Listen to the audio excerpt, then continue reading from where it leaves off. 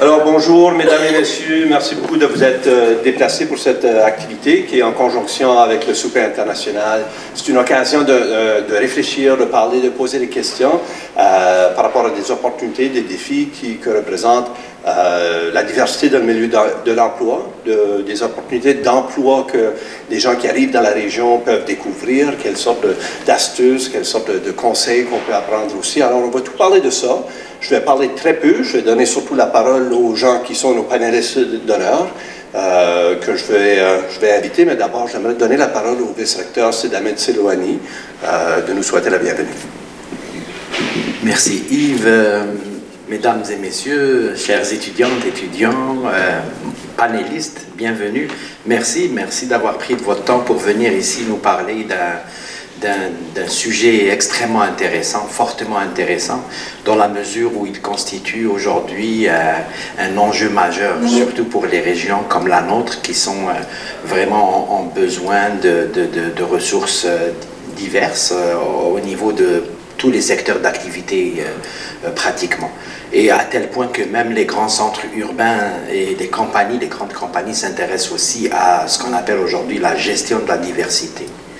Donc, qui est un enjeu, comme je l'ai dit, majeur.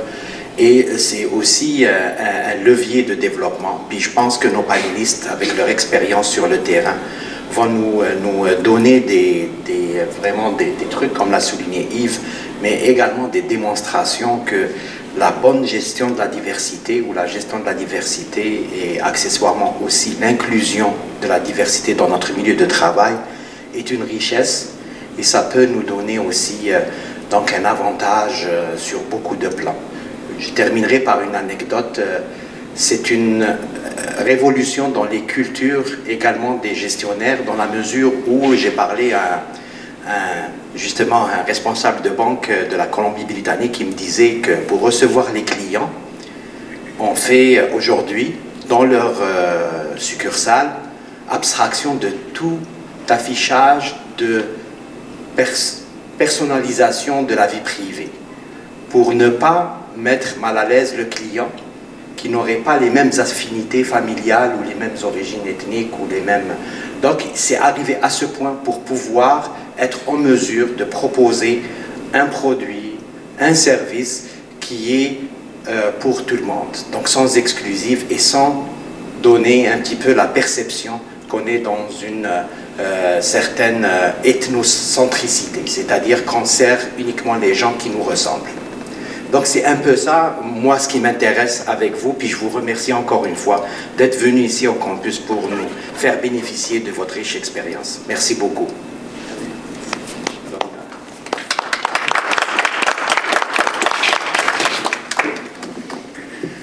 Alors, je vais introduire nos panélistes à l'instant, mais tout d'abord pour dire on a un groupe intime. Parfois c'est des gens qui sont déjà un peu sensibilisés à la question, mais très curieux. N'oubliez pas aussi qu'on enregistre. Ce sont une émission, si vous voulez, qui va être captée et diffusée.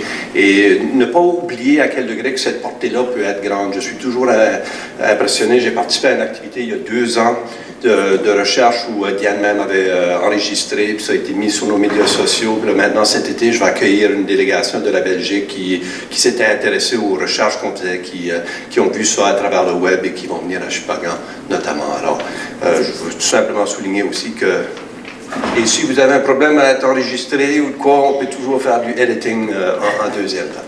Alors, sans plus tarder, je vais laisser les invités s'introduire de leurs propres mots. Je voudrais souhaiter une bienvenue spéciale à David Michaud, David Michaud est directeur de la Banque nationale sur la rue Maine, la plus grande succursale de la Banque nationale en Atlantique.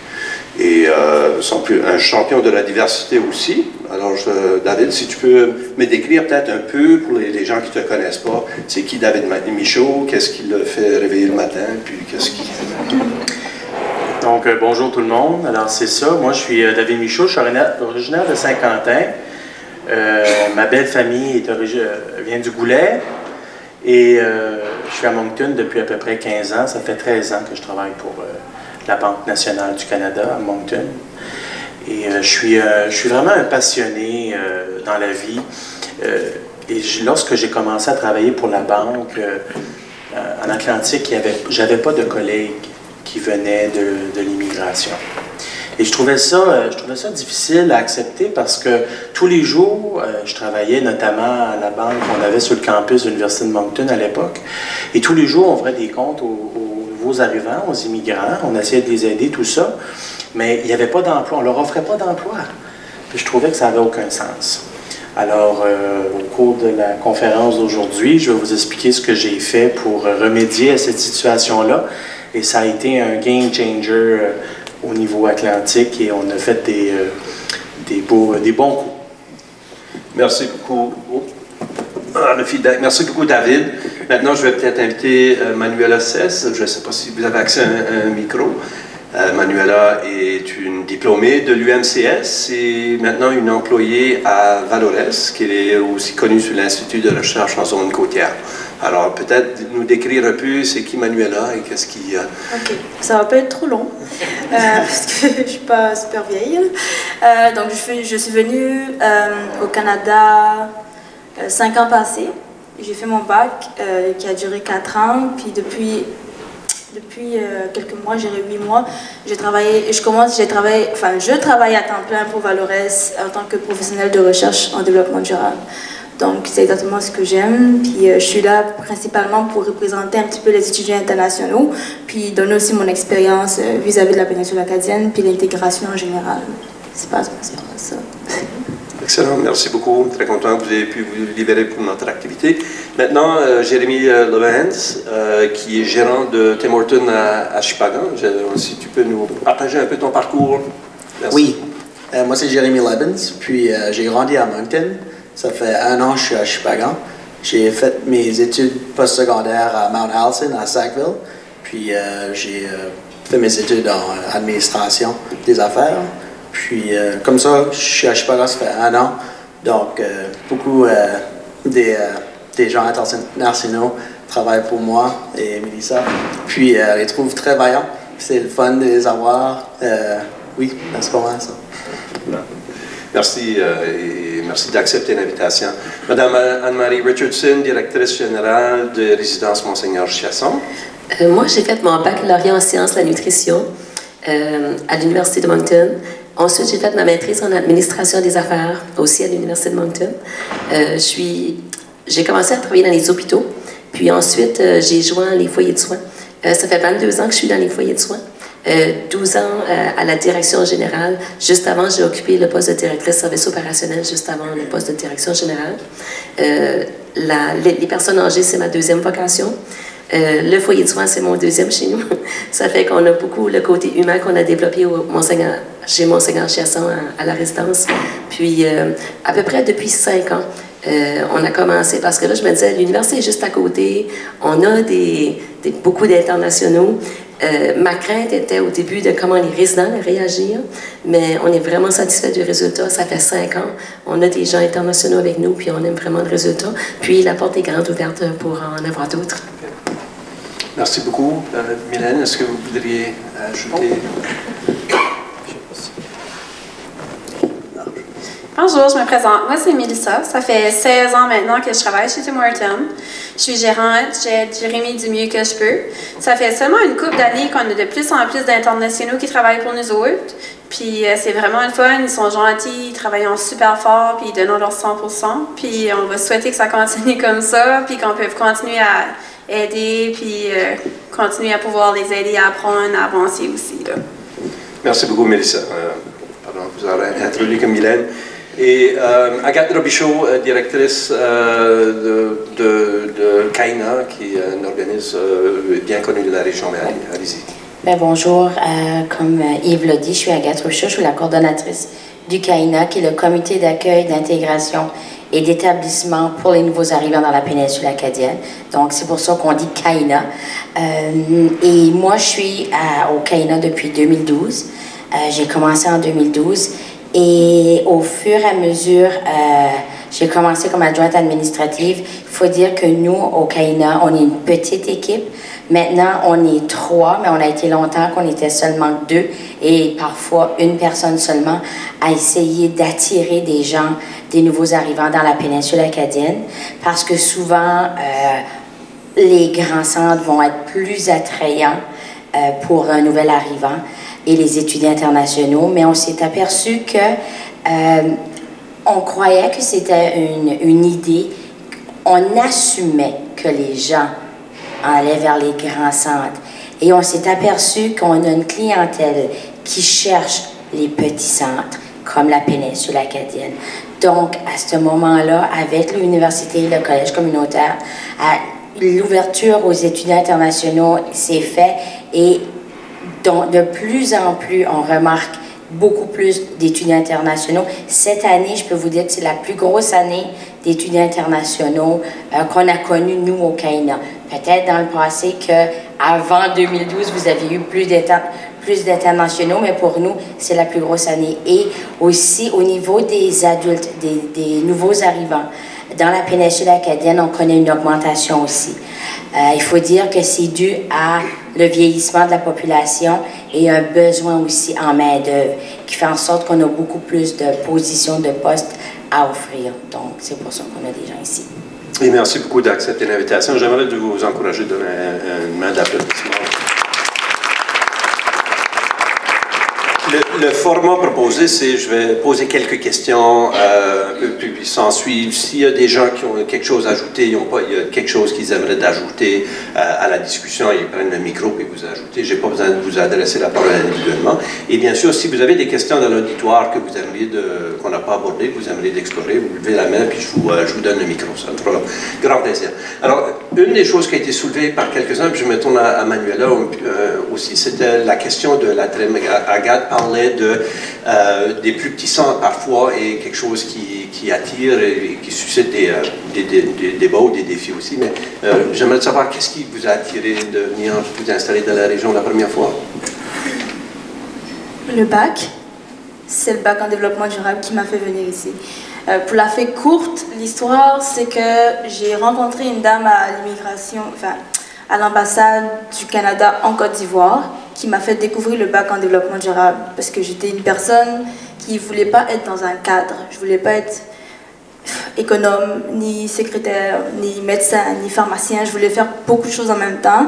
Du coup, je n'arrivais pas à choisir. Elle m'a dit, ben, fais le bac en développement durable, c'est fait pour toi, parce que c'est multidisciplinaire, puis tu auras l'occasion aussi de protéger l'environnement, vu que tu as un petit côté écologiste. J'ai dit, ok, pas de problème. Et du coup, c'est comme ça que j'ai fait mes démarches pour venir jusqu'ici. Mais ce qui m'a maintenue dans la péninsule acadienne, c'est sûr que c'est pas les buildings, c'est la chaleur des gens. C'est votre plus grande force là, dans la péninsule. Les gens sont vraiment gentils, ils sont accueillants. Tu iras à Montréal, tu ne trouveras jamais ça. Donc c'est surtout pour ça, et j'ai eu de la chance aussi, je suis pas mal casanière. Moi, je veux dire, j'aime le shopping, mais pas trop non plus. Du coup, Shippagan, disons que c'était un endroit où je pouvais canaliser mes énergies que sur mes études, puis finir, et après je me dis, bah attends, puis si je veux aller ailleurs après mon bac, je le ferai. Mais aujourd'hui, je suis encore là, donc ça démontre de la chaleur d'ici. Moi, le plus important, c'est l'humain. C'est pour ça que je suis encore là, puis qu'on verra bien dans le futur, mais c'est ça. Jérémy, je me tourne à toi aussi. Tu n'es pas originaire de la région, et qu'est-ce qui t'a attiré de venir là? Oui, donc mon père appartient à le Tim Hortons à Tracadie comme Shippagan. Donc j'étais toujours intéressé quand j'allais à l'université. Tu sais, j'aimerais peut-être revenir, mais pas que j'étais ici, donc venir. Mais c'est un endroit très différent, tu sais, petit. Moi, grandi à Moncton, j'étais plus habitué à des grosses villes. Puis, donc, je m'y habitué très bien. Comme qu'a dit, les gens sont très gentils par ici. Donc, l'ajustement était très facile. Puis, c'est très intéressant avec la diverse communauté qu'il y a à la péninsule. Je trouve ça le fun de tout voir les différentes régions qu'il y a ici. Puis, oui, c'est ça. Merci. David, tu es originaire du nord de Saint-Quentin, passé du temps à Moncton, travaille à Moncton, de la belle famille ici, de la péninsule acadienne. Est-ce qu'il y a des attraits qui sont différents, ou est-ce qu'au Nouveau-Brunswick, c'est un peu partout pareil par rapport à quelqu'un qui... Vous avez beaucoup de clients, il faut le dire, vous avez beaucoup d'employés aussi. Est-ce qu'on remarque ces différences-là? Vis-à-vis l'immigration, vis-à-vis les nouveaux arrivants? Écoute, Premièrement, c'est sûr que les universités, les collèges sont des vecteurs pour apporter les immigrants qui viennent étudier. Puis après ça, s'ils connaissent une région, puis ils s'y sentent bien, ils vont y rester. Moncton est un exemple. Le commentaire de mademoiselle, je l'ai entendu souvent, des gens qui vont à Montréal, ils reviennent. Ils reviennent en région, reviennent à Moncton, reviennent dans la péninsule. Oui, effectivement, oui, il y a des gens qui quittent la péninsule pour aller à Moncton. Sauf que on voit dans les régions, dans nos succursales, une augmentation des employés qui viennent de l'immigration. Une augmentation assez impressionnante parce que, comme je disais d'entrée de jeu, lorsque je suis arrivé il y a 5 ans, il n'y en avait pas.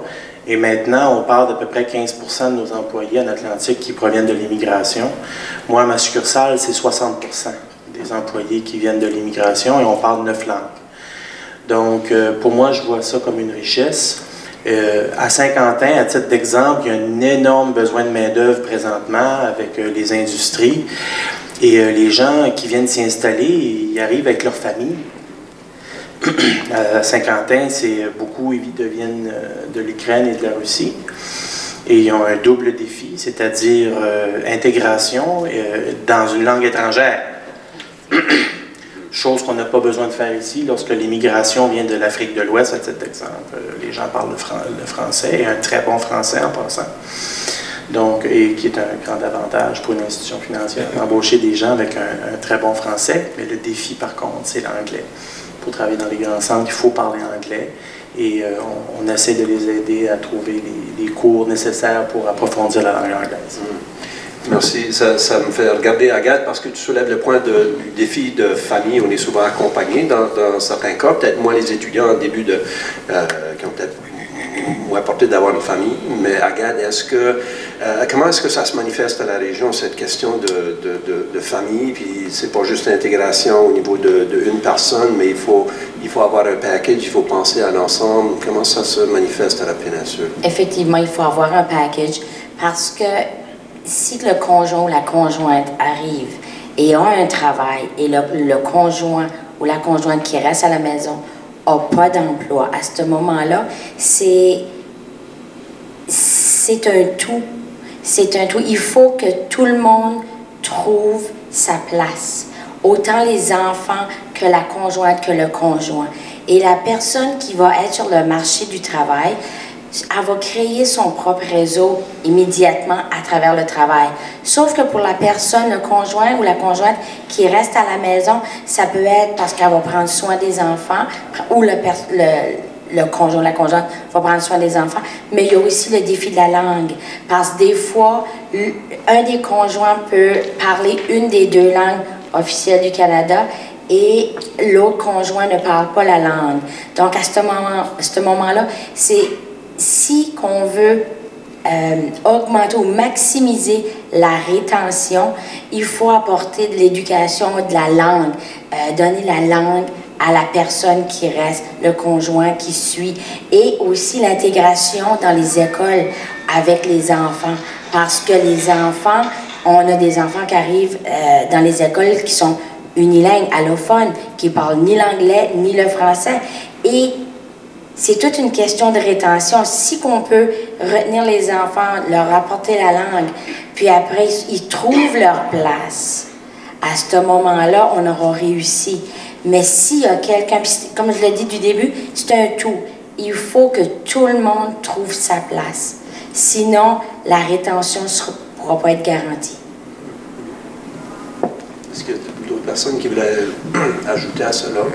Moi, j'aimerais ajouter... au début, les résidences Monseigneur Chiasson, c'est un foyer de soins pour personnes âgées. C'est le plus gros foyer de soins dans la péninsule par rapport au nombre de lits. On a 85 résidents. Puis, au niveau, nos besoins, nous, c'est surtout les soins infirmiers, les infirmières immatriculées, les infirmières auxiliaires, les préposés aux soins. Mais on a aussi le personnel de soutien, l'entretien ménager, le service alimentaire, la buanderie. On a des diététistes, le médecin. Enfin, on a une multitude de travail à offrir. Puis, c'est ça, je voulais juste aller un petit peu dans le même sens. On a souvent aussi les couples qui travaillent chez nous.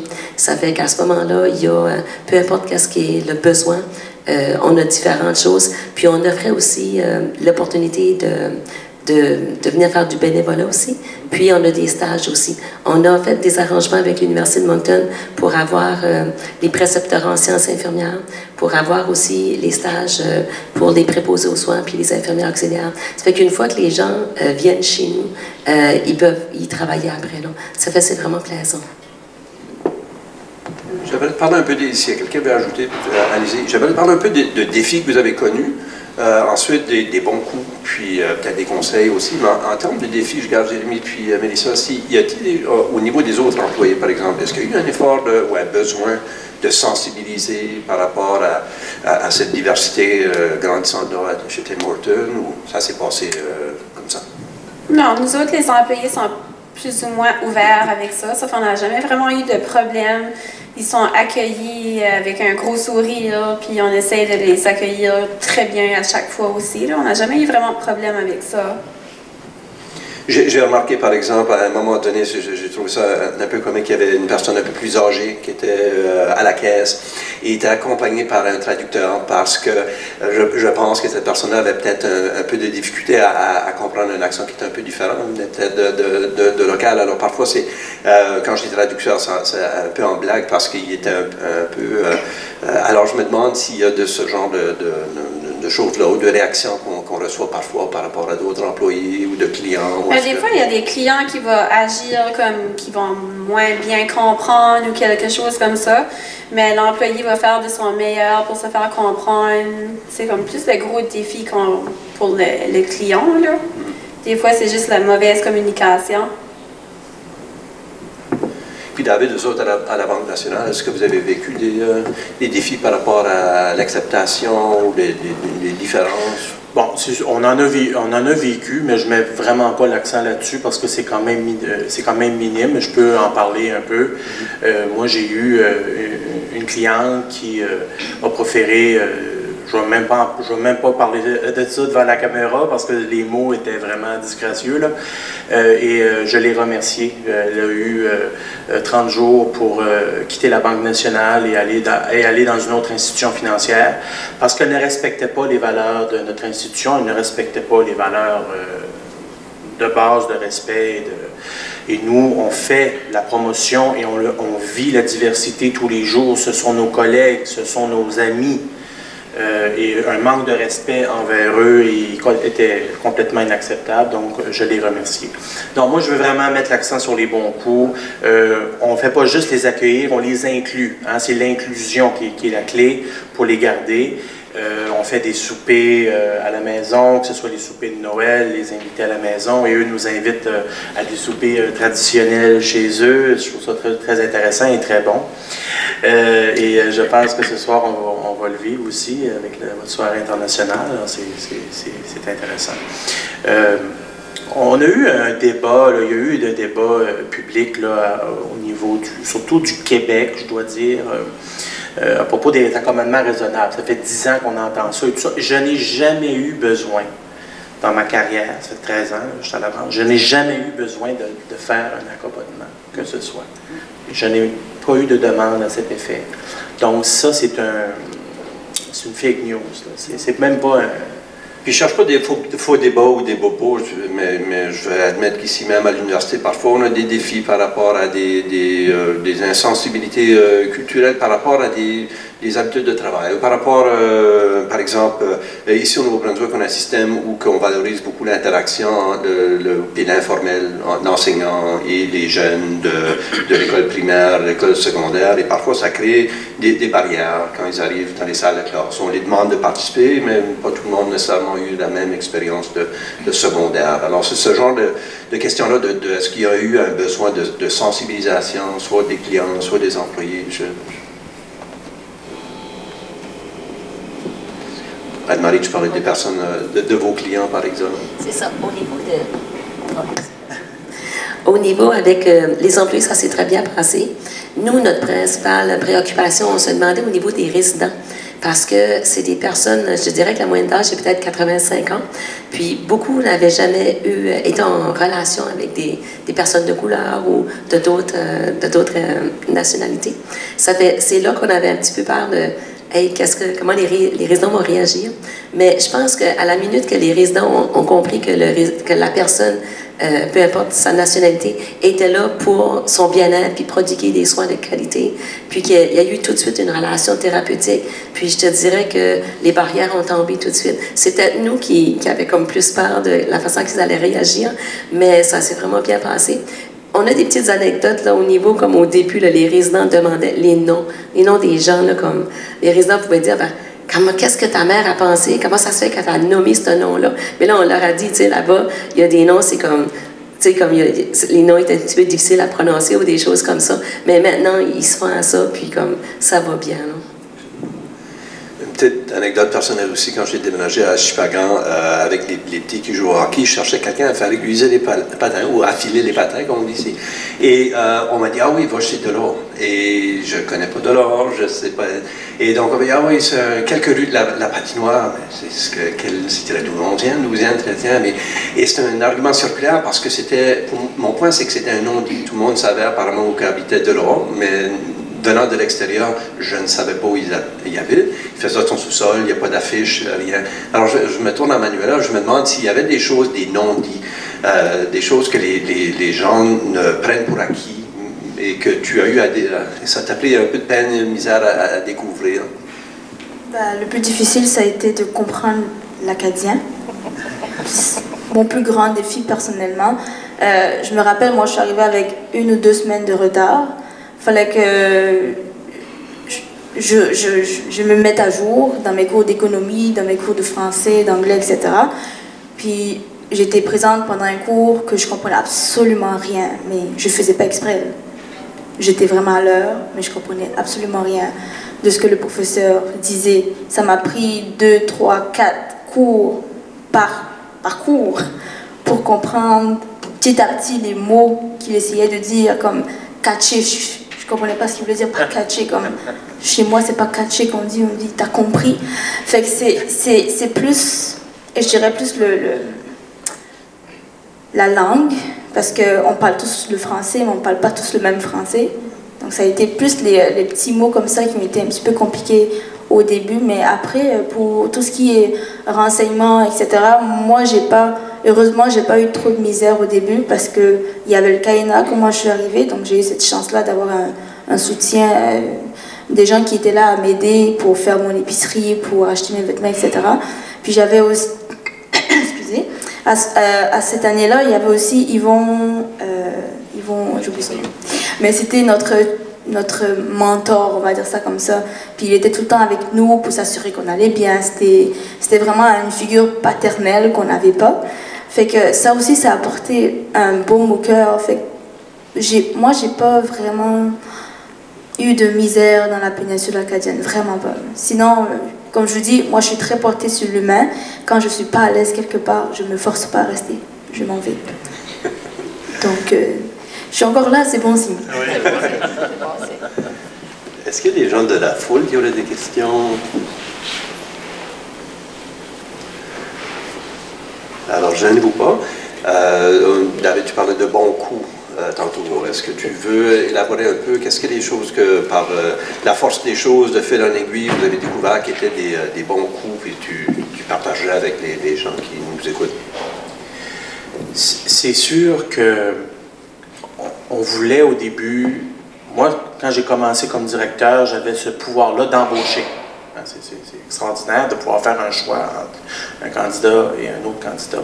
Et si tu veux utiliser ce pouvoir-là pour changer les choses, lorsque tu travailles pour une grande institution, on a la chance d'avoir un département des ressources humaines qui peut nous aider avec les papiers d'immigration.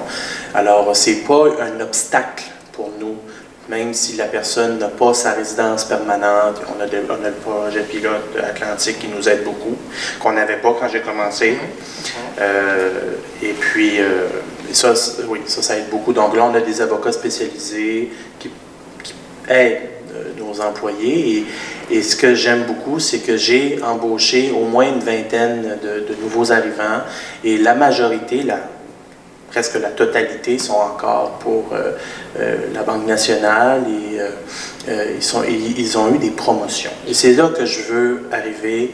c'est qu'on ne veut pas seulement les embaucher pour des postes d'entrée. Si on les embauche là, c'est parce qu'on avait un besoin de main-d'œuvre qui est là, qui est présent, il est dans tous les secteurs. Nous aussi, on en a des besoins de main-d'œuvre. Je les fais commencer dans des postes d'entrée, donc caissier, représentant à l'accueil, et je les fais graduer. Ils apprennent leur métier, ils montent dans la hiérarchie. J'ai des collègues qui sont devenus planificateurs financiers, j'ai des collègues qui sont directeurs des investissements pour tout le sud-est du Nouveau-Brunswick et qui viennent de la Guinée, du Sénégal. Alors moi, je considère ça comme une très, très grande richesse pour notre région et pour notre institution. Notre institution, présentement, a 90 pays différents. Les employés viennent de 90 pays différents, donc je trouve ça bien. Est-ce que vous avez eu à faire des ajustements dans vos politiques d'embauche ou pour pouvoir encadrer des gens qui connaissaient peut-être moins le système canadien? Non, pas du tout.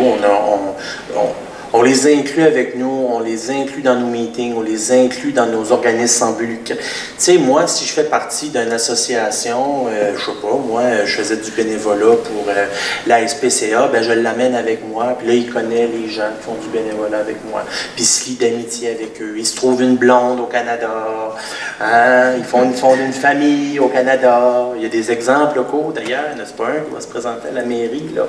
Hein? C'est un exemple, ça aussi. On en a plein d'exemples comme ça, c'est merveilleux.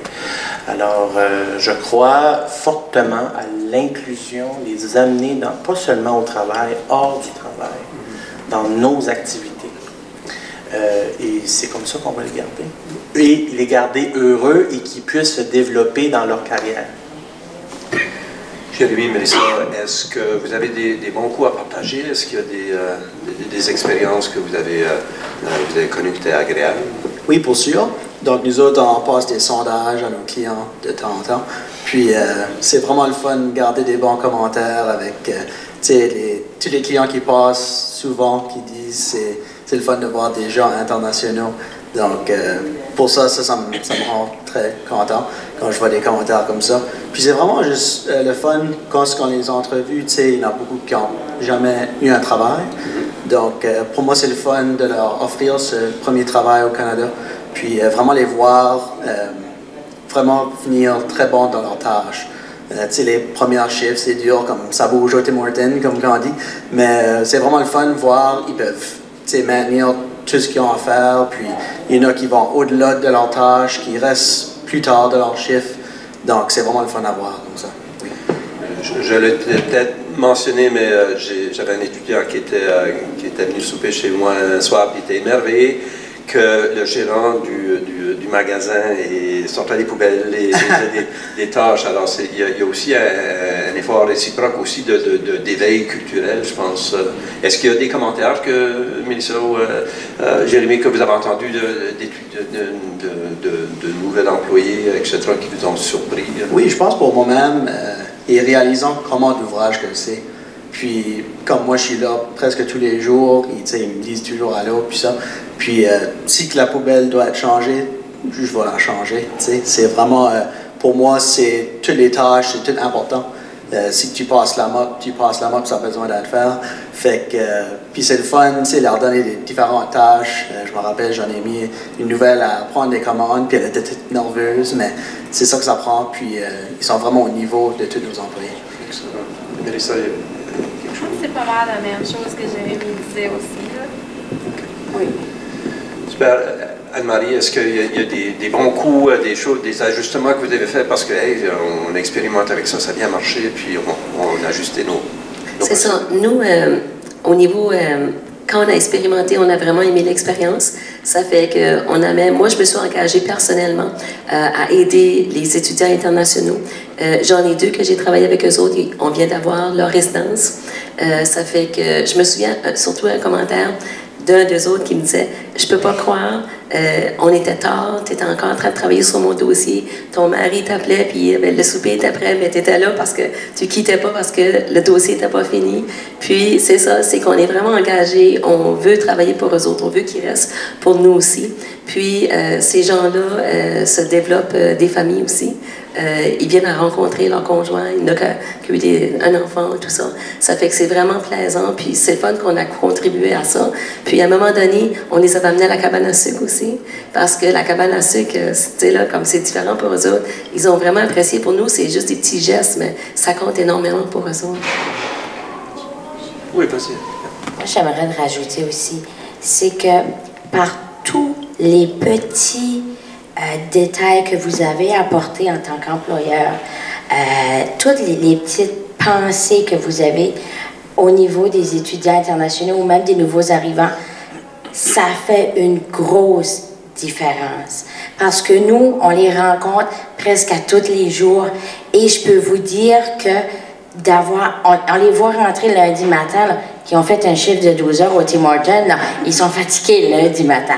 Sauf que le bagage que ça leur donne l'expérience de travail canadien.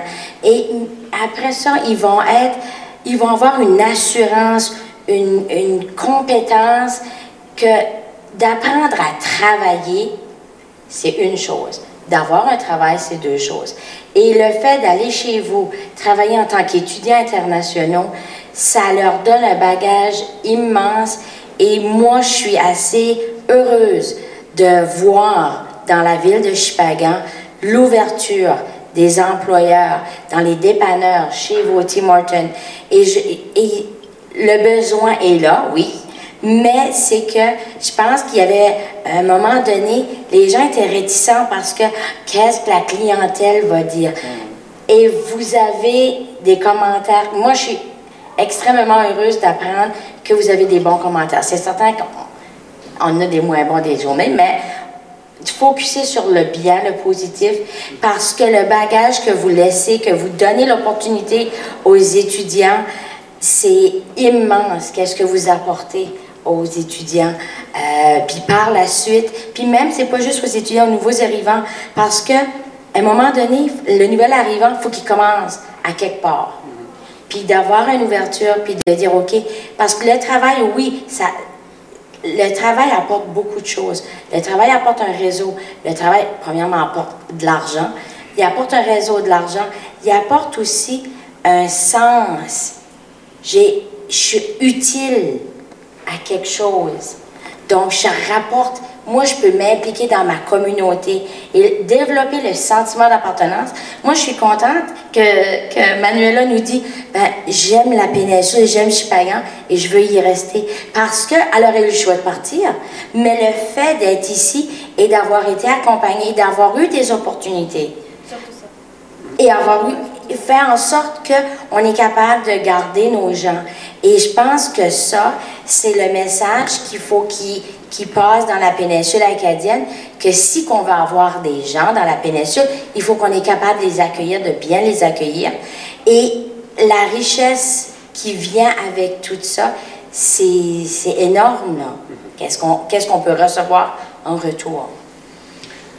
Est-ce qu'il y a des questions? Oui, Ils ont mentionné, comme Anne-Marie et Agathe ont mentionné la crainte envers les clients d'avoir un international au service, là. Et qu'est-ce qui a fait en sorte, Jérémy et Anne-Marie, que vous avez brisé cette crainte et vous avez recruté des internationaux? Nous, on a essayé une expérience. Notre première expérience, on a invité un curé de race noire parce que je voulais voir comment les résidents allaient réagir. Puis c'est sûr qu'il y avait une curiosité. Puis c'est sûr que du début, comme tout ce qu'on entendait dans le foyer, c'est comme le curé était noir, tu sais. Mais je vous dirais qu'après, on nous a dit comme ils avaient aimé la façon qu'ils parlaient, ils avaient aimé leur approche. Ça fait là, je me suis dit, ben, on est peut-être prêt d'essayer un étudiant. Ça fait que là, on a essayé d'autres étudiants, on a eu des projets d'été. Cet été, j'avais 3 personnes internationales avec nous pendant tout l'été pour des activités. Les résidents ont adoré leur expérience. Ils les ont adoptés. Je vous dirais que même quand ils sont partis, là, comme c'était quasiment... les résidents avaient de la peine que les étudiants retournaient. Là, cette année, on a encore appliqué pour des projets CID. On espère que ces gens-là vont revenir ou même en avoir d'autres. Mais je vous dirais qu'on n'a pas eu besoin de faire rien pour briser cette crainte-là. Je pense qu'on avait peut-être qu'on s'était donné cette barrière-là. On pensait que les résidents étaient peut-être pas prêts, mais je pense que les résidents étaient plus prêts qu'on pensait. C'est qu'ils n'avaient pas été beaucoup en contact avec des internationaux, mais ça s'est vraiment bien passé. À la minute qu'ils sentaient un sentiment comme de confiance, puis que ça allait bien, que la relation était là, que la personne était là à leur écoute, ça s'est fait toute seule. Comme ça fait seulement 1 an que moi je suis à Chipagan, on avait déjà des internationaux qui travaillaient pour nous. Mais je dis que quand ils vont pour faire leurs études à Moncton, des fois c'est des programmes de 2 ans. Puis pour Moncton, tous nos autres employés, ils sont tous tristes de les voir partir. Donc pour ça c'est le fun de voir qu'ils ont vraiment aimé leur expérience de travailler avec les internationaux. Puis je sais pas, c'est que Mélissa. C'est qu'ils rentrent, puis on dirait qu'on est comme une deuxième famille pour eux autres. Ils vont rentrer, puis sont joyeux de nous voir. Allô Mélissa, allô Jérémy. Puis quand ils partent, souvent on va essayer de leur offrir comme un petit cadeau pour les remercier d'avoir bien travaillé pour nous autres. Puis ça, on dirait que ça les rend joyeux aussi, là. Oui. Juste pour ajouter à la question là, est-ce que c'est le manque de main-d'œuvre qui vous a poussé à briser la barrière ou c'est juste on avait comme un gros pourcentage d'internationaux qui appliquaient, puis on avait un gros manque de main-d'œuvre. Ça fait on a commencé à embaucher un, puis un deuxième, puis ça a commencé à y aller vraiment bien. Puis présentement, on a une vingtaine sur 50, 60 employés, là, puis ils travaillent en tout aussi dur un que l'autre. Puis comme ils peuvent seulement faire 20 heures, puis l'été, ils peuvent travailler comme 60 heures, puis ils vont tout faire dans 60 heures. Là. Moi, chez nous, c'est vraiment la pénurie qui est de main-d'œuvre dans les foyers de soins. C'est ce qui nous a poussés. Puis, j'ai eu la chance, par exemple, en faisant les stages, en faisant des ententes avec le collège communautaire puis l'université pour avoir des gens chez nous de venir en stage. On a eu la chance de les avoir en stage chez nous. Puis, c'est sûr que, comme elle vient de dire, à un moment donné, ils sont limités à juste 20 heures. Ça fait pendant les études, mais ils peuvent venir travailler les fins de semaine, puis les fins de semaine, c'est là qu'on a le plus besoin d'eux. Puis ensuite, l'été, ben là, ils peuvent nous donner plus d'heures, mais tout ce qui a été travaillé dans l'année au niveau des fins de semaine, ils accumulent l'ancienneté. Ça fait que déjà, ils commencent à faire partie de l'équipe, puis ils montent l'échelon au fur et à mesure. Ça fait que, puis ces heures-là, au niveau des stages, tout ça, ça compte tout. Ça fait que quand on vient à faire la demande pour la résidence aussi, ça fait que toutes ces heures-là qui nous ont remplacés, comme pendant les étés ou les congés d'études, ça compte, ça aide à leur résidence aussi. Mais c'est surtout la main-d'œuvre. Puis on n'hésiterait pas à continuer. Les portes sont vraiment grandes ouvertes. Nous, on a vraiment aimé l'expérience. Excellent. David a fait un point tantôt par rapport aux ressources humaines et le fait que la Banque nationale avait des reins plus solides ou plus de taille, si tu veux, et avait de l'expertise tant en termes de recrutement ou comme avocat pour le processus d'immigration. Et ça me fait poser aussi la question par rapport à, parfois au Nouveau-Brunswick, dans la péninsule, les réseaux sont souvent plus importants que des départements de ressources humaines. Pas tout le monde a des départements de ressources humaines comme la Banque nationale. Je me demande juste si c'est un facteur. Je peux demander la question à David tout aussi bien qu'à Agathe ou à Manuela. Est-ce que ces réseaux informels-là sont des obstacles invisibles? Moi, je peux répondre. Oui, Manuela. Pour moi, la réponse est oui, clairement. Je ne dis pas que c'est un obstacle majeur, mais si je me mets à la place d'une personne qui vient d'arriver dans la péninsule, qui ne connaît pas le Kaina, qui ne connaît personne, puis qui doit s'intégrer quand même parce que tu veux survivre, déjà la première des choses, tu veux trouver un logement.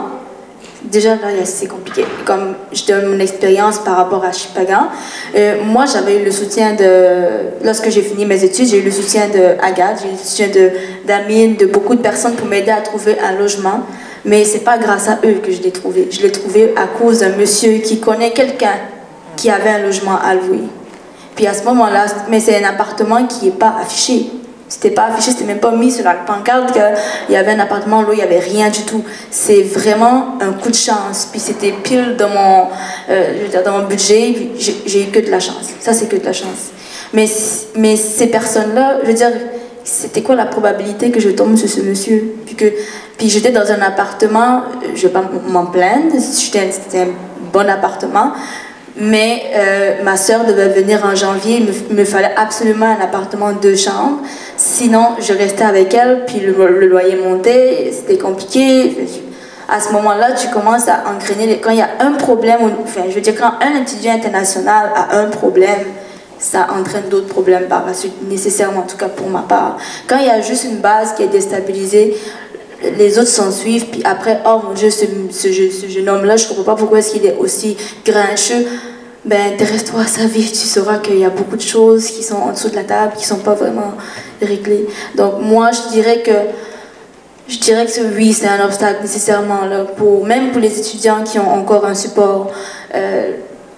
Ne pas avoir un réseau aussi développé que quelqu'un qui vit dans la péninsule acadienne, c'est un obstacle, c'est sûr. As-tu des conseils que tu pourrais suggérer à des étudiants qui sont ici ou des étudiants qui pensent venir à l'UMCS ou dans la péninsule? Comment s'y prendre pour capitaliser sur les réseaux?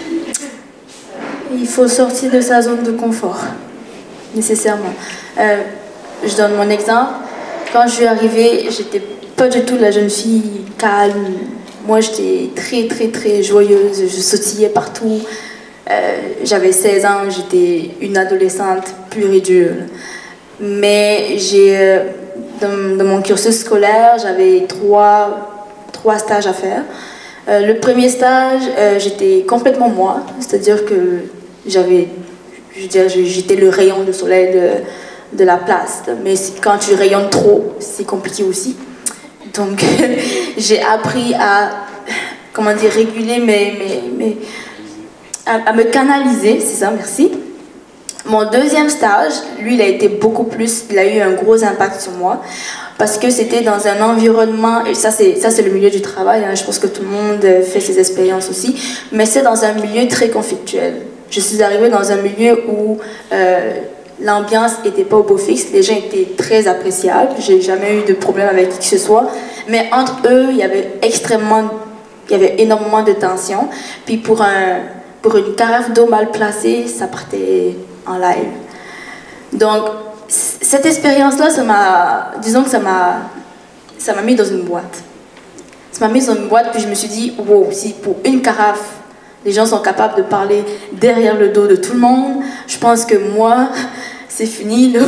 C'est fini pour moi, c'est sûr, avec toutes les choses que j'ai faites sans m'en rendre compte, parce que je sais pas, peut-être qu'en venant le matin et en disant bonjour à quelqu'un, vu que c'est pas la culture ici, j'ai offensé une personne, puis à cause de ça, par derrière, on parle de moi aussi. Mais finalement, tu commences à te développer des idées dans la tête, ce qui fait que quand j'ai fait mon troisième stage à la même place, donc c'était à Vallauris, quand je suis revenue, les gens ne m'ont pas reconnue du tout, parce que j'étais extrêmement réservée.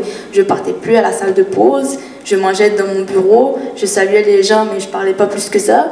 Puis finalement, le directeur actuel de Vallauris, qui est Daniel Blanchard, il a décidé de faire une formation sur les compétences essentielles.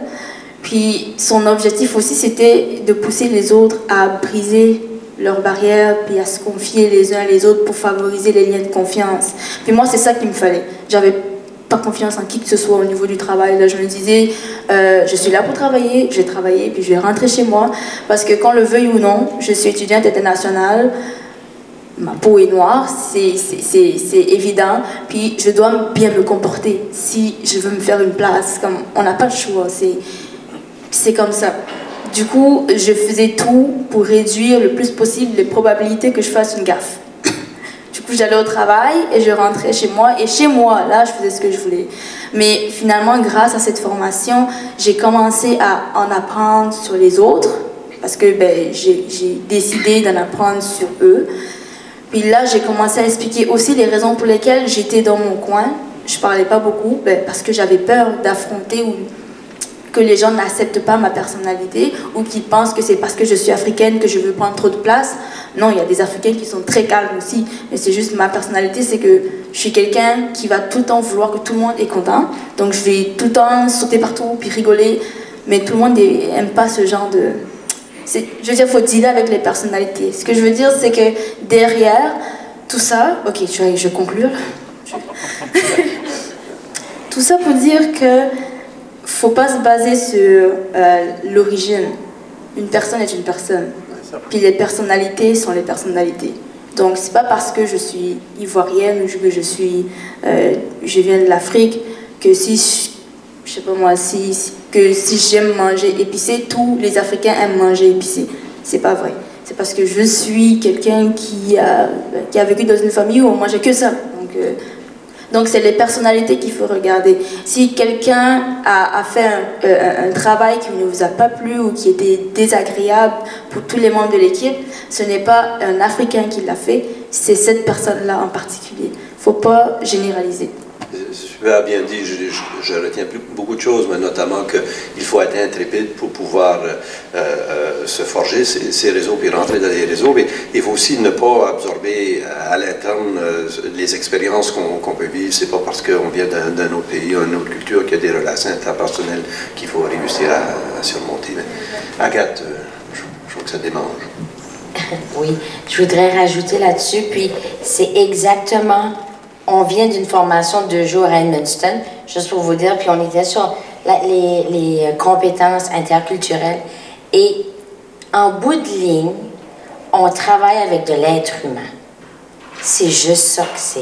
Et on travaille avec des personnalités qui peuvent être extraverties ou introverties, qui peuvent être dans le détail, qui peut être dans l'analyse, mais qui peut être aussi quelqu'un qui va être innovateur.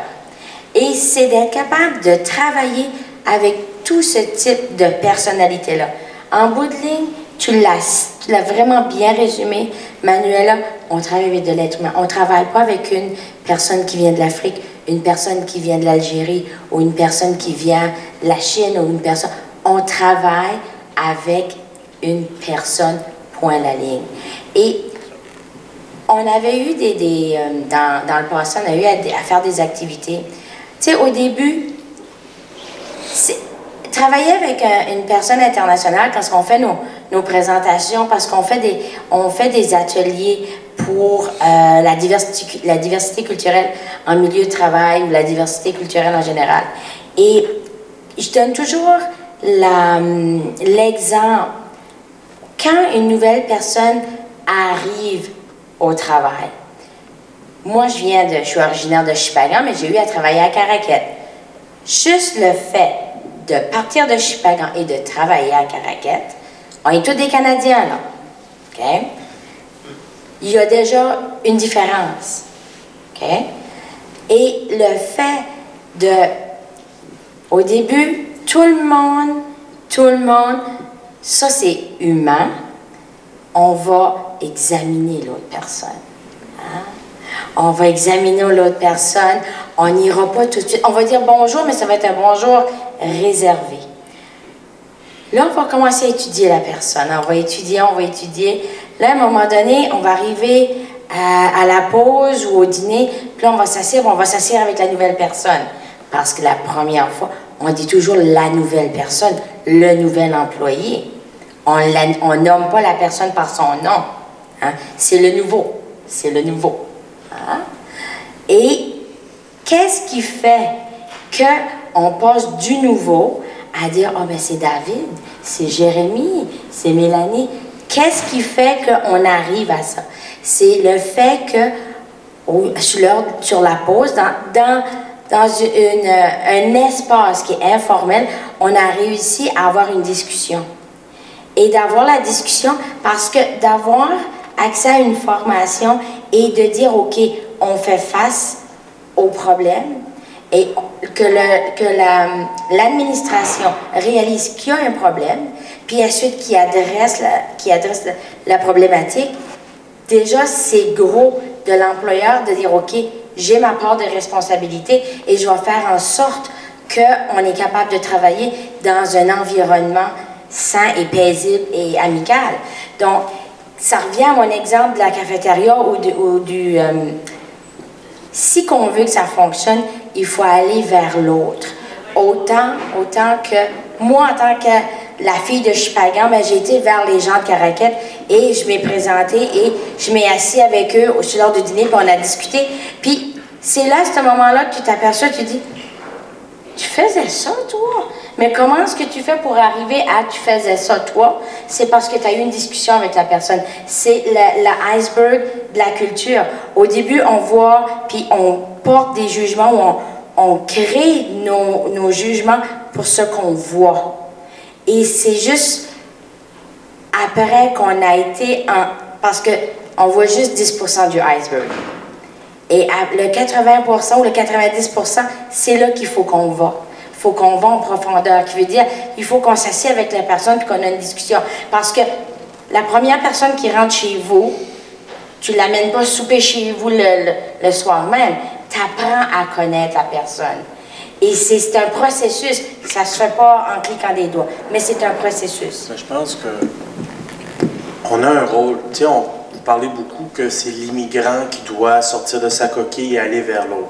Oui, il faut faire ça, mais il faut que nos leaders, que notre communauté accueille, inclut et vont vers les immigrants. C'est un travail qui vient des deux sens. On n'a pas le choix. Puis je veux juste aller, tu sais, tantôt tu parlais qu'on avait des ressources plus. C'est vraiment juste au niveau de la papeterie, là. Mais tout le reste, là, c'est nous, là. C'est les employés, c'est les managers, c'est au niveau local qu'on accueille les gens et qu'on les inclut. Tu sais, Yves, on m'a déjà posé la question il y a plusieurs années, aujourd'hui je la pose aux gens. Est-ce que ça existe un Acadien noir? Oui. OK. Alors là, si tu t'aurais posé la question il y a 20 ans, ben voyons donc, un Acadien, il faut que ça vienne de Caraquette, il faut que ça vienne d'Edmundston, il faut que ça, tu sais, franchement, c'est quelle question? Écoute-moi bien. On met beaucoup d'accent sur l'immigration de première génération. Ouais. Puis on oublie que dans le passé, il y en a eu beaucoup d'immigration, hein? L'immigration italienne, l'immigration allemande, etc. Mais là, moi, j'ai un peu d'Irlandais, j'ai un peu d'Amérindien, tout ça, on n'en parle plus de ça. Puis pourtant, je me nomme Acadien.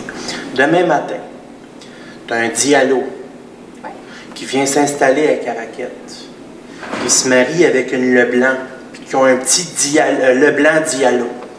Cet enfant-là, c'est un Acadien.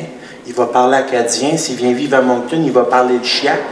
Puis il va fêter le 15 août avec ses... OK? C'est ça que c'est.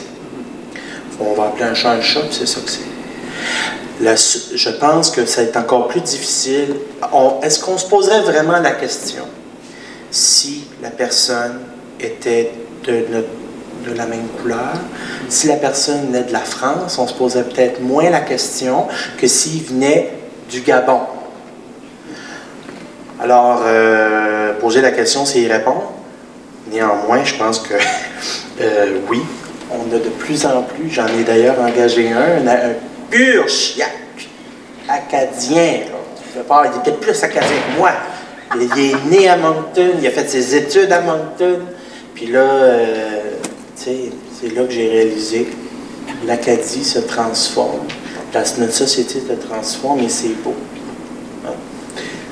C'est un très bon point de la péninsule. On peut penser à des Ward ou des Ferguson ou autres. C'est des Acadiens, on ne se pose même pas la question, qui est ton point.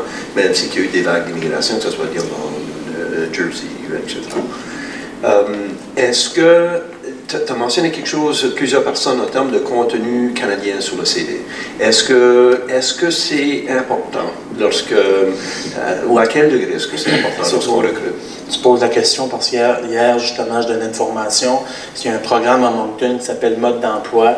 C'est un programme qui aide à aider exclusivement les femmes de minorités visibles francophones. Alors, c'est un défi supplémentaire, donc on va s'entendre.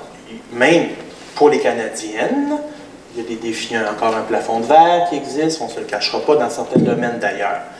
Alors, imaginez lorsque vous arrivez, vous êtes de minorité visible et vous portez le voile.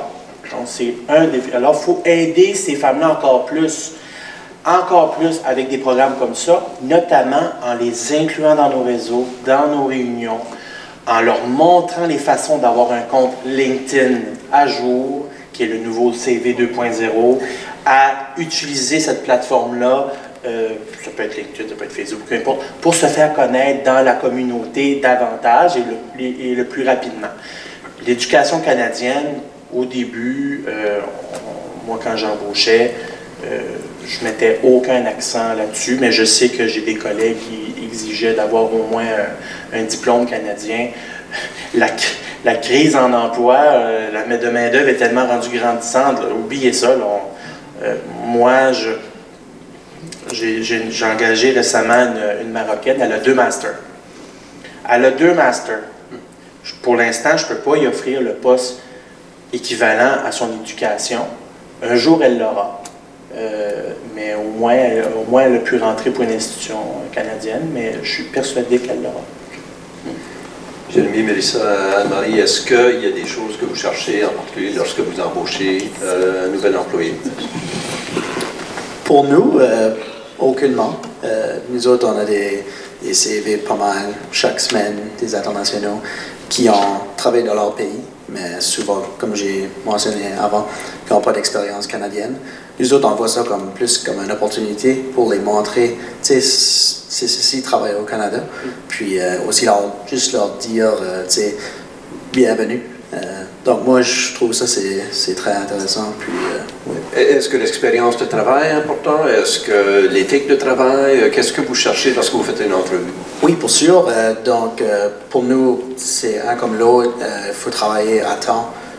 Les normes de travail, nous autres, faut être bien rasé. On trouve ça, c'est un problème pour les internationaux, mais c'est juste plus au niveau de Tim Hortons, mais pas trop plus que ça, c'est pas mal, oui. Okay. Nous, c'est sûr que la langue française, parce que c'est un foyer entièrement francophone. Puis, au niveau, c'est vraiment l'approche. La personne, qu'est-ce qu'elle dégage? Si on peut créer un lien facilement. Puis, l'expérience, je vais vous dire, au début, c'est sûr qu'on allait on allait chercher comme des stagiaires au niveau qui avaient leur formation, que ce soit comme préposé aux soins, comme infirmier auxiliaire. Mais maintenant, on est même prêt à donner de la formation directement sur le plancher parce que la pénurie oblige que le nombre de personnes qui sortent avec la formation, ça ne suffit pas pour le nombre de foyers de soins et d'hôpitaux parce qu'il y en a très peu qui sortent, puis on veut toutes les embaucher par rapport à la pénurie. Ça fait tant et aussi longtemps que au niveau comme le respect, qui peut développer comme une approche thérapeutique avec le patient, puis qui parle français à ce niveau-là. Le reste de la formation, on peut même la donner chez nous. Là. Oui, tu vois, on a 130 employés, puis on a différents départements aussi. Puis c'est rendu que les employés, comme s'il y a quelqu'un qui arrive, un international, puis elle a, je sais pas moi, des capacités dans la danse, même les employés vont vouloir comme, OK, peux-tu nous montrer cette danse-là? Dans ton pays, c'est quoi? Qu'est-ce qu'il les met? Ils sont tellement comme curieux, ils veulent tellement apprendre que des fois, je me dis, j'espère que c'est pas trop plate pour l'international, mais en même temps, c'est le fun parce qu'on apprend beaucoup, puis on partage. Il nous reste à peu près une dizaine de minutes. Est-ce qu'il y a d'autres questions de l'auditoire? Oui. J'aimerais savoir, chez les employeurs, si vous aviez un conseil à donner à un entrepreneur, à une entreprise qui voudrait diversifier sa main-d'œuvre, ce serait quoi le conseil que vous donneriez suite à vos expériences? Donc, pour la caméra, c'est quoi le conseil que vous voudriez donner à une petite et moyenne entreprise qui voudrait répéter l'expérience?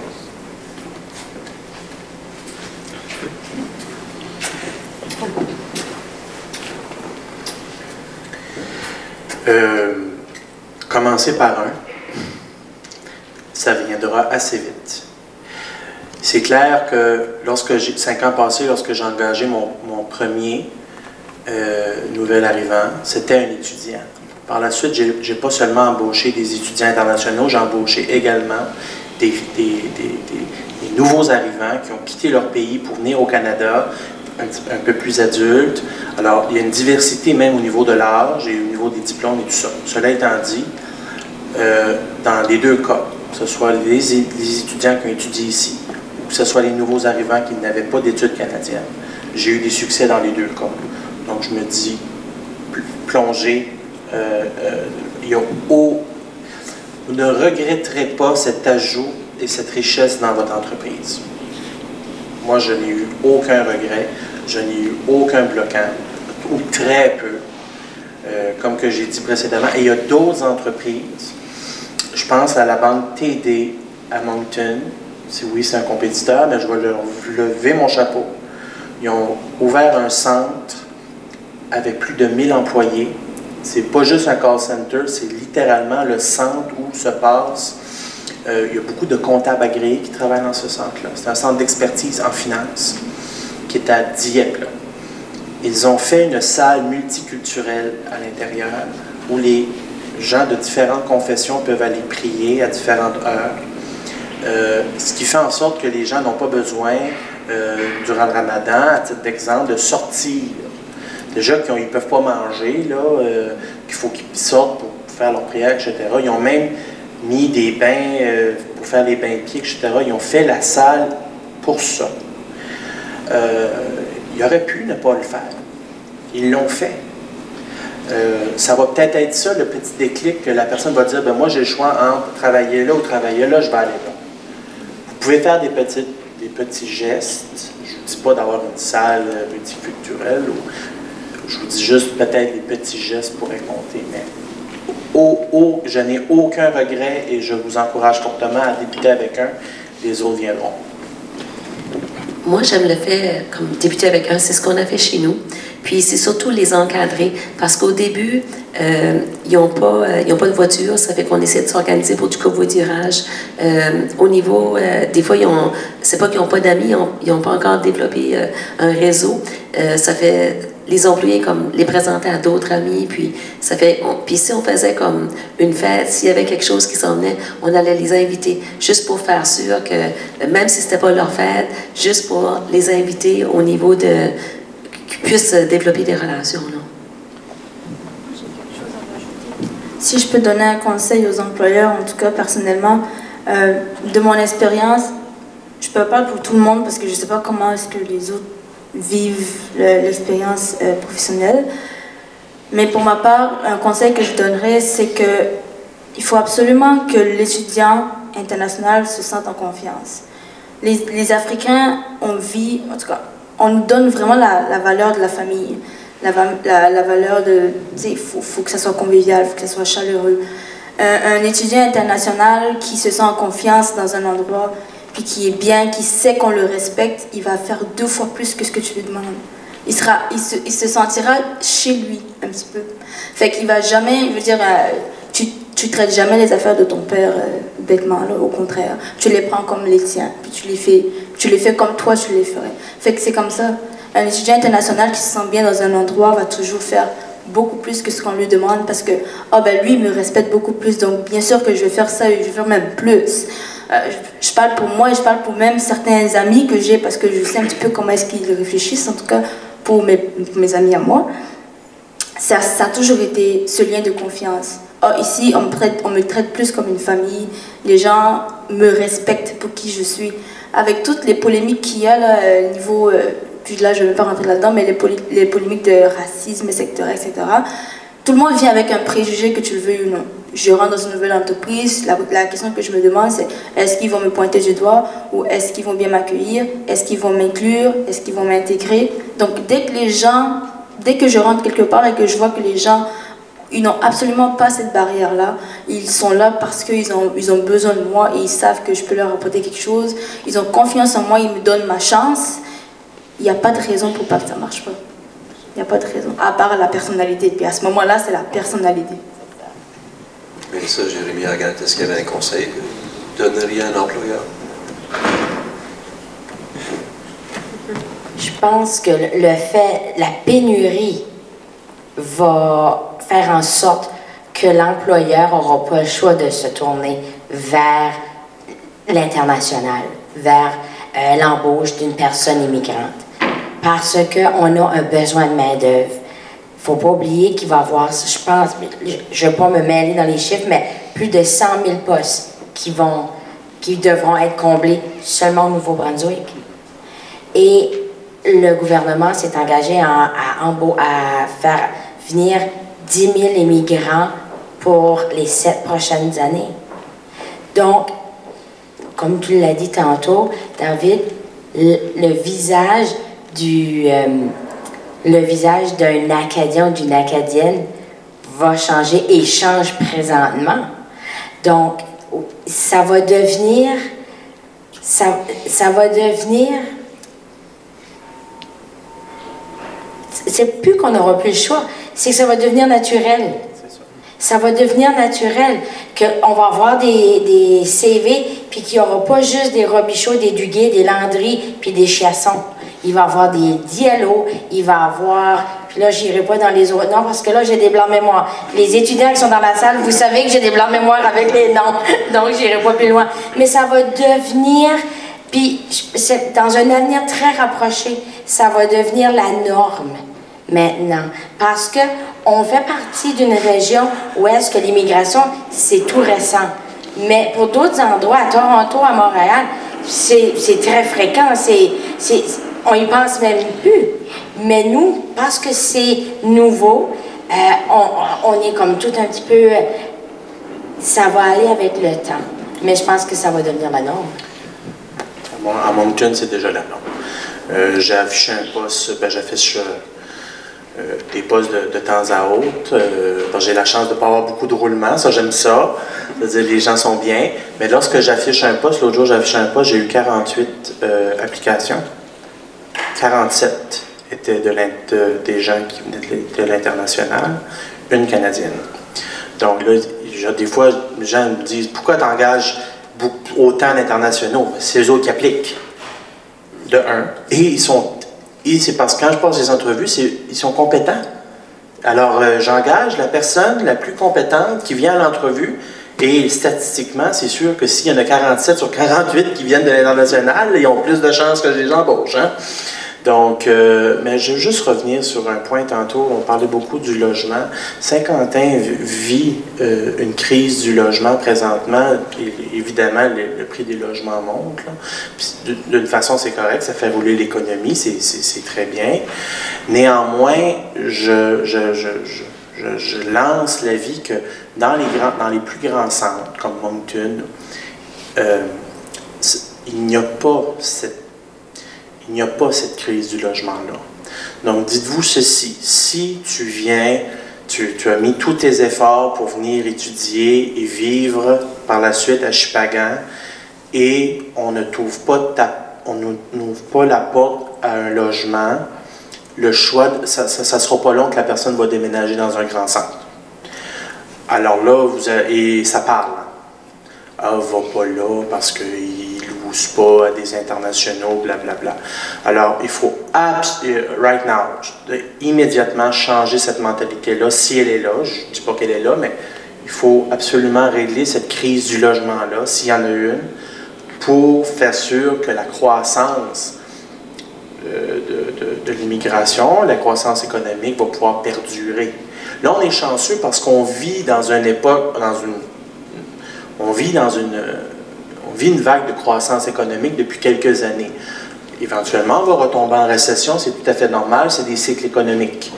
Peut-être qu'il va y avoir des coupures d'emploi, et là, après ça, on va avoir de plus en plus de CV.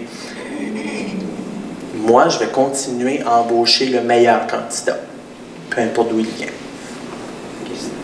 Amina a une question. S'il y a quelqu'un d'autre qui a une question après, vas-y. Pour les employeurs, là, je sais que vous faites un travail avec vos candidats, l'accompagnement, puis peut-être l'intégration et tout, mais c'est peut-être les dirigeants directs qui le font, ou peut-être les collègues directs, mais comme au foyer, vous avez 130 employés, c'est peut-être pas les 130 qui sont pour le recrutement des immigrants. Est-ce que vous avez pensé à donner une formation interculturelle au personnel pour voir les différences, pour mettre cette conception-là de différence culturelle pour vos employés? Ça serait peut-être quelque chose à voir aussi? C'est quelque chose qu'on va envisager. Parce que j'en entends, tu sais, je pense que c'est une bonne chose. Moi, je peux te dire que tout de suite, quand on a un nouvel employé, les employés sont vraiment contents parce que il est vraiment bien accueilli parce qu'il manque de personnel. Ça fait que, tu sais, comme souvent, ils vont dire, ah, ben, je suis tellement content, je vais pouvoir prendre des vacances ou des choses comme ça. Ils vont le faire comme en face, puis tout ça. Mais en réalité, la personne, on essaie de l'encadrer le mieux possible parce qu'on a vraiment un besoin. Puis, c'est important que les résidents reçoivent des soins de qualité aussi. Fait, on peut pas, c'est pas comme une boîte qu'on peut entreposer, c'est des personnes humaines. Ça fait, c'est important qu'on donne le meilleur. C'est pour ça qu'on doit aller chercher d'autres employés. Puis, je suis contente que les internationaux commencent à venir chez nous. On essaie de les attirer le plus possible. Puis, les employés aiment vraiment les recevoir aussi.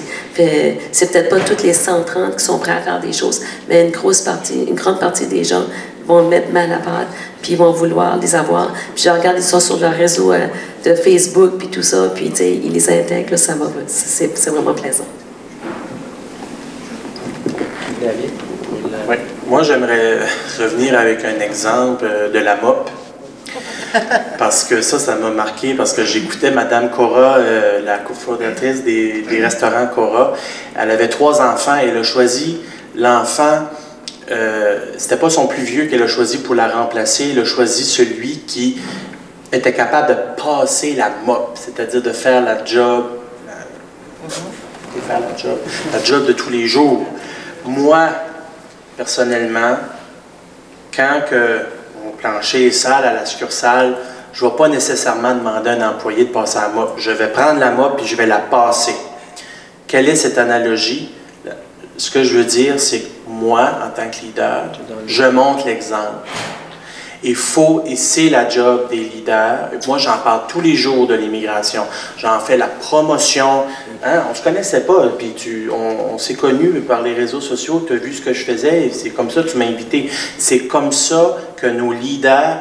Tu sais, à quand... Il faudrait qu'un premier ministre, là, demain matin, là, on va faire des programmes pour l'immigration, tout ça. Affiche-toi donc avec des immigrants qui ont des succès, parle-en, c'est ça, il nous faut des exemples de leaders dans nos communautés qui montrent des bons coups, parce qu'il y en a, là, ça se peut pas qu'il y en a, il y en a plein, mais il faut les montrer, puis il faut en faire la promotion. Mais vous pouvez aussi profiter des services existants, parce qu'il y a par exemple les associations multiculturelles ou le conseil multiculturel qui donne des formations axées sur la diversité culturelle au milieu de travail. Ça pourrait être peut-être un ajout pour vos employés pour accepter les autres et être plus accueillants. Peut-être des petits gestes, ça serait intéressant peut-être. Et notre institution a une formation interne de plusieurs heures également. Et nous, on a la chance de pouvoir avoir des cours avec Harvard en ligne et mes employés ont pris en majorité la formation sur la diversité qu'Harvard donnait. Donc, non, ça c'est clair qu'on passe au travers de ces formations-là. J'ai un commentaire et 2 petites questions, mais je vais vous donner la chance à... Oui. Oui, excusez-moi d'être à cette position à cause du soleil. C'est pour revenir à ce quoi Manuela disait. Voilà. En parlant de... C'est-à-dire employer des étudiants internationaux, mais leur montrer une famille pour qu'ils se donnent doublement. Alors, il ne s'agit pas seulement d'être motivé par le fait que vous manquez de personnes, de main-d'œuvre, mais de montrer aux étudiants internationaux, à les employeurs, que c'est une famille qui les accueille. Voilà. Parce que si c'est seulement la motivation de nous manquons de main-d'œuvre qui est votre essence, je crois que vous allez toujours les perdre. Oui. Il n'y a pas l'attache. Pardon? C'est ça, il n'y a pas d'attache, il n'y a pas de contact. Voilà. Alors, moi j'étais à Québec quand j'avais commencé à travailler à métro. Voilà. Là-bas, arrivé un moment, il ne me sentais plus à l'aise parce que tu ne te sens pas accueilli. Donc, tu quittes la maison, tu veux faire juste le travail qu'on te demande et tu pars parce que on doit te donner peut-être un salaire. Voilà. Il n'y a pas cette famille-là qui t'accueille. Et moi, toujours pour revenir à ce qu'elle dit, ici, ce qui me plaît, c'est le fait de... c'est le cœur des gens. Voilà. C'est vraiment ça qui, moi peut me retenir ici. À part ça, il n'y a rien d'autre. Pas le travail, pas quoi que ce soit. Parce que du travail, il y en a partout, ici au Canada. Voilà. C'est vraiment le cœur, l'accueil des gens qui fait qu'on tient ici. Voilà, c'est ce que je voulais dire. Merci de ce témoignage. Est-ce qu'il y en a d'autres questions? Je veux juste faire du pouce sur qu'est-ce que tu dis. C'est développer le sentiment d'appartenance, de faire partie de quelque chose.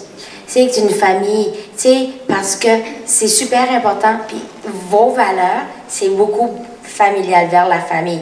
Et pour les Canadiens, je pense qu'on a à apprendre de vos valeurs parce que nous, on a comme tracé ça un petit peu. Mais il ne faut pas oublier que les familles dans notre région ici, on a le sentiment familial. Il ne faut pas oublier que nous, dans la péninsule acadienne, c'est des 5-6 générations, mais c'est des mêmes familles qui font en sorte que nous autres, tout le monde se connaît. Okay? Et d'avoir des gens qui rentrent dans notre cercle, on est un petit peu plus restreint ou résistant parce que c'est du changement. Et quand on parle de changement, mais par contre, nos valeurs se ressemblent. On met beaucoup le focus sur qu'est-ce qui nous diffère, qu'est-ce qui est les différences entre nos deux cultures, mais je crois qu'on a beaucoup de choses similaires. Et je pense que, pour revenir à la question, qu'est-ce que vous pouvez suggérer pour les employeurs? Je pense que c'est de mettre en avant nos valeurs qu'on a, nous en tant qu'Acadiens ou en tant que Canadiens, parce que ça vient rejoindre un peu vos valeurs. Et si qu'on veut retenir, parce que c'est pas juste une question d'embauche, puis tu l'as vraiment bien dit, c'est pas juste une question d'embauche. Embaucher quelqu'un pour l'embaucher, on peut embaucher n'importe qui. Sauf qu'il faut que la personne est capable de trouver sa place et prendre toute sa place au milieu de son travail. Et c'est ça qui est super important. Puis c'est autant important pour le Canadien que pour l'étudiant international, parce qu'on travaille avec l'individu. Moi, j'avais juste un petit commentaire à rajouter par rapport à ça. Un autre conseil que je peux donner, même je pense que ça concerne tout le monde. Oui, c'est vrai qu'on vient dans une société où les gens sont plutôt individualistes que communautaires. Peut-être que ce n'est pas forcément le cas de Shippagan ou des petites communautés, mais même à Shippagan, les gens vivent dans leur famille, enfin, dans leur maison, etc. Mais l'individualisme n'empêche pas l'empathie, n'empêche pas la compassion. Puis c'est de ça que moi, à mon niveau, je pense que ça manque un petit peu d'empathie et de compassion. Quand une personne vient en retard, quand une personne ne parle pas vraiment bien le français, quand une personne ne comprend pas ce que tu dis, ou quand une personne ne s'habille pas comme tu veux, tu aurais plus de facilité à la comprendre ou à digérer ce que tu n'aimes pas si tu avais de la compassion ou tu avais de l'empathie. Être capable de se mettre à la place de l'autre et dire « je ne sais pas ce qui se passe dans sa vie, peut-être qu'il y a un problème, donc à mon niveau, la manière que je peux faire je ne peux pas forcément l'aider parce que comme Agathe a dit, on ne peut pas accueillir tout le monde chez lui. Puis même moi, je ne peux pas dire que oh, bonjour, je te connais aujourd'hui, puis je t'accueille chez moi, puis je te laisse dormir partout où tu veux.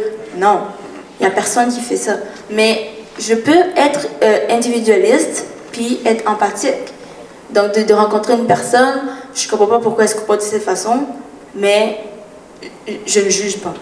Je dis, ok, c'est comme ça qu'elle est, je la prendrai comme elle se comporte avec moi, puis ça sera ça, je m'adapterai à son comportement, mais moi, ma vie continuera. C'est juste, je pense que c'est ce petit côté aussi qu'il faut peut-être développer chez les Acadiens. C'est la seule chose que moi, personnellement, je demanderais aux autres. Pour le reste, nous aussi, on fera notre effort parce qu'on sait qu'il y a beaucoup de cultures, il y a beaucoup de points au niveau de la culture qui ne sont pas pareils, dont la ponctualité. On va revenir 50 000 fois là-dessus. C'est vrai que la plupart d'entre nous ne sommes pas ponctuels, mais même moi, actuellement, je travaille à Vallauris, puis ça m'arrive d'arriver en retard. Encore une fois, jusqu'à présent. Puis j'ai eu des sessions de discussion avec mon directeur, pas parce qu'il m'a appelé dans le bureau pour me chialer, là, non. Mais parce qu'il voulait comprendre, il essayait de comprendre pourquoi il y a toujours un 5 minutes qui dépasse? Pourquoi il y a toujours un 2 minutes? As-tu un problème? As-tu quelque chose? Quoi que ce soit. J'ai dit, absolument pas. Je pourrais pas te dire pourquoi, mais mon cerveau, il veut pas venir à l'heure. Je pourrais vraiment pas l'expliquer, mais vraiment, c'est tellement dans mon subconscient, je peux pas. Comme j'arrive à l'heure pour tous les rendez-vous importants, pour toutes ces choses-là, jamais je vais dépasser 1 minute, c'est sûr et certain. Mais vis-moi de venir à l'heure au travail, je vais toujours dépasser de 1 minute. Toujours. Pourquoi? Je ne sais pas. Mon subconscient est fait comme ça. Et je me prépare même 2 heures à l'avance. Des fois, je suis prête à 7h30 et je tourne. Je tourne. Je tourne. Jusqu'à ce qu'il soit 8h30. Non, 8h28. Là, je dis, oh, il faut que je cours pour aller au travail. Et là, j'arrive, il est 8h31 minutes. À chaque fois. Mais ça, c'est vraiment culturel. Je sais pas, il y a pas mal de Canadiens aussi qui n'arrivent pas. J'en ai aussi. Je vais prendre la défense des Africains, là. Moi, elles sont pas mal toutes ponctuelles, mais je comprends que ça, c'est un stigma, hein? Oui. On entend ça dans nos communautés. Elles sont pas à l'heure. C'est vrai, ben, moi je parle pour moi. Encore une fois, ne généralisez pas, tout le monde n'est pas pareil. Je parle pour moi. Mais maintenant, après 5 ans, je suis capable de dire aux gens pourquoi je suis comme ça.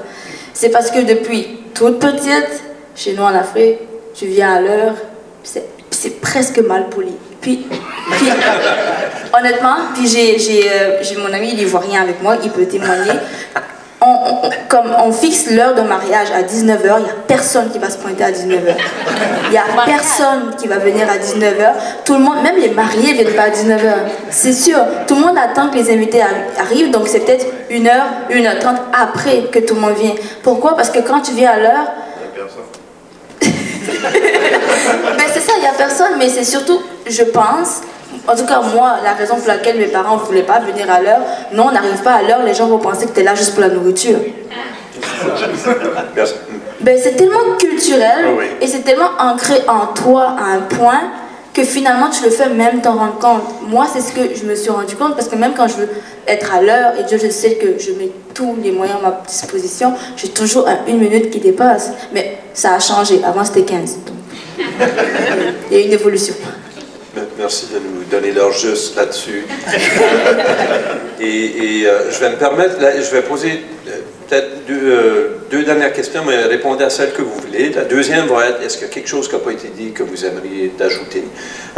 Et la première va être, est-ce que vous auriez un conseil? Tantôt, on a parlé d'un conseil pour les employeurs, mais des conseils pour des étudiants qui ne sont pas encore sur le marché, puis qui regardent, s'il y a un conseil par rapport à dans leur démarche, etc. Mais je ne suis pas panéliste, je voulais me permettre 2 commentaires rapides, par exemple. Sur ton commentaire sur l'individualisme, je trouve ça très intéressant parce que c'est vrai que 20 ans passés, le covoiturage, par exemple, était beaucoup plus pratiqué. Aujourd'hui, on est plus individualiste dans nos habitudes. Ça nous crée des problèmes aussi. Puis de pouvoir accéder au marché du travail, pouvoir accéder, de se déplacer, puis d'apprécier les bijoux de la péninsule acadienne du Nouveau-Brunswick. Si on n'a pas la voiture, ça nous représente un enjeu de taille.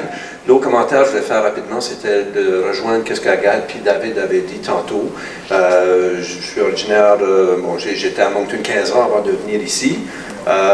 Mon épouse est roumaine, parle avec un accent quand elle parle français, parle un accent lorsqu'elle parle anglais.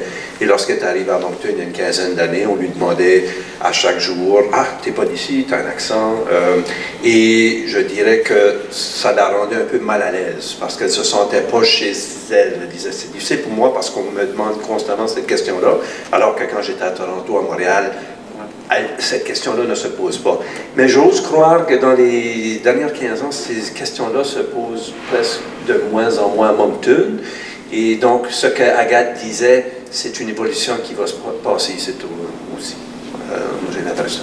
Alors, je vous ai posé 2 questions. Je ne sais pas quelle que vous voulez répondre. Est-ce que c'est un conseil que vous voulez donner à un étudiant ou est-ce qu'il y a quelque chose qui vous brûle sur la langue vous voulez ajouter avant qu'on commence à dégoûter, à déguster.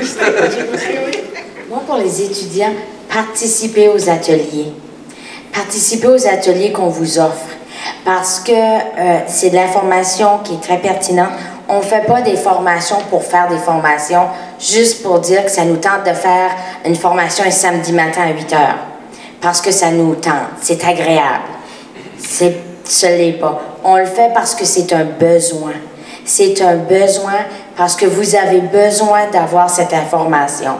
Et il y a des jeunes, c'est samedi. Oui, c'est samedi pour nous aussi.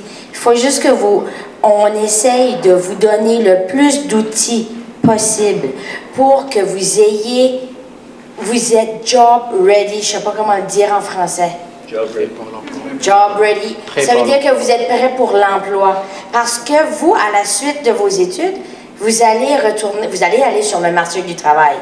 Et d'avoir des expériences de travail pendant vos études, ça c'est génial. Parce que vous commencez déjà à apprendre le marché canadien. Et le marché canadien, c'est pas la même façon que chez vous. Il faut briser le conditionnement. C'est ça que tu voulais dire tantôt. C'est que vous avez été conditionné, très jeune, à arriver en retard. Mais nous, ça a été le contraire. On est conditionné à se mettre en ligne. Au Tim Hortons le matin, là, il n'y a personne qui dit à personne « mets-toi en rang ». Mais on le fait, hein?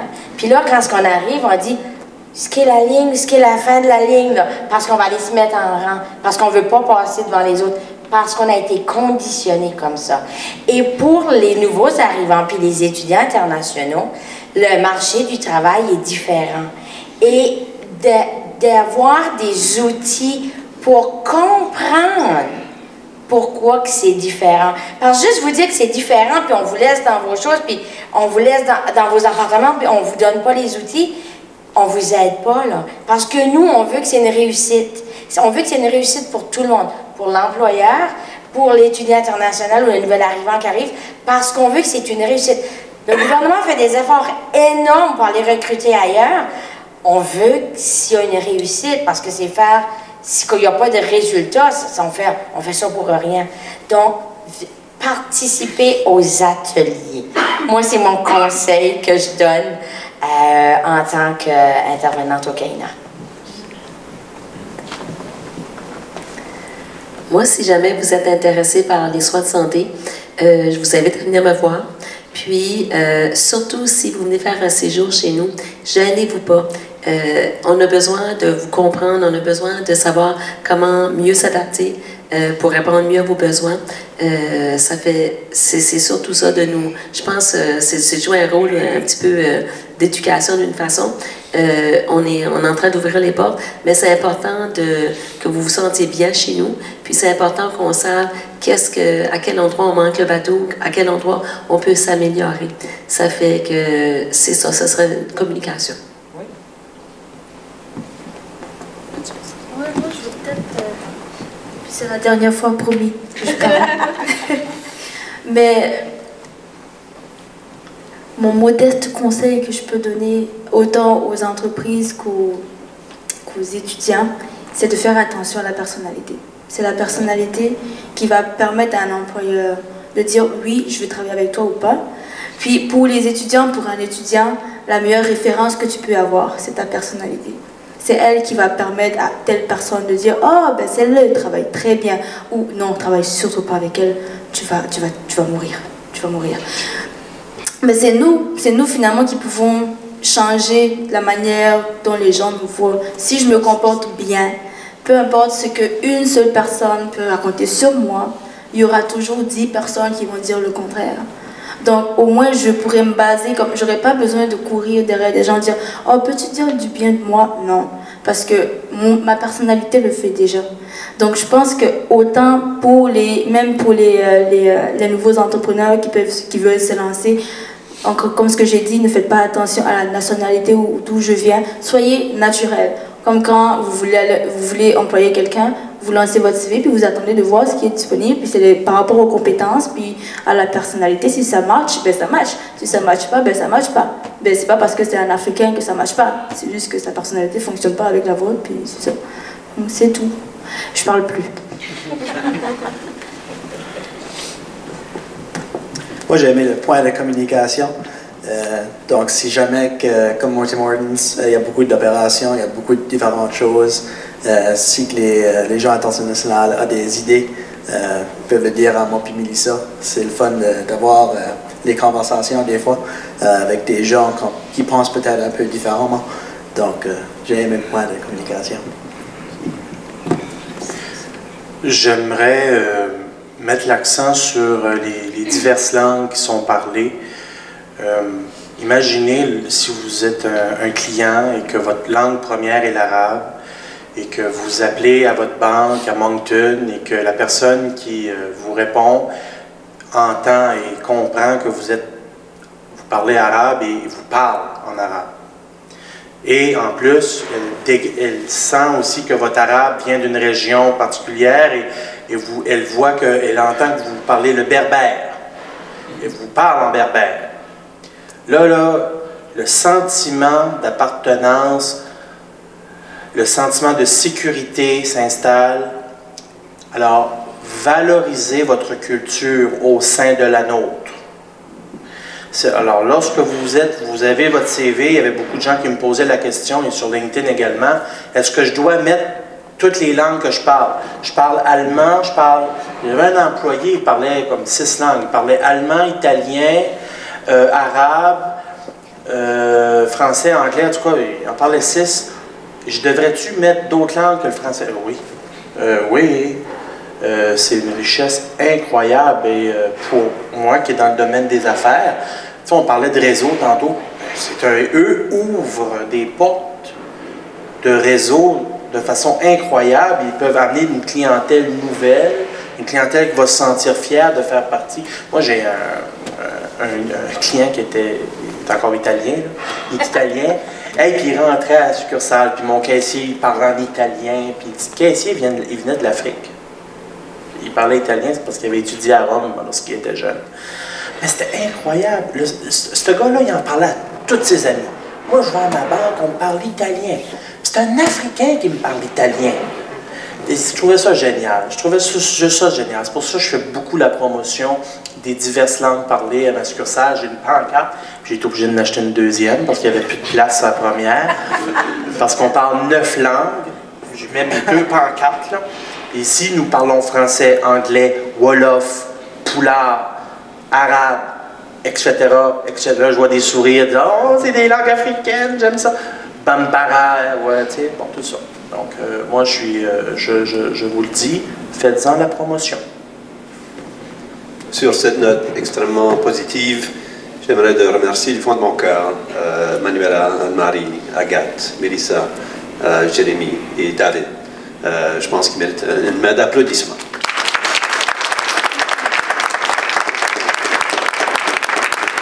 Merci beaucoup pour ceux qui vont au souper international. Sachez que c'est au palais des congrès un peu derrière nous. Et entre-temps, il y a des rafraîchissements, café, thé, jus, biscuits. Alors, servez-vous. Merci beaucoup. La Josette peut continuer pour ceux qui ont du temps.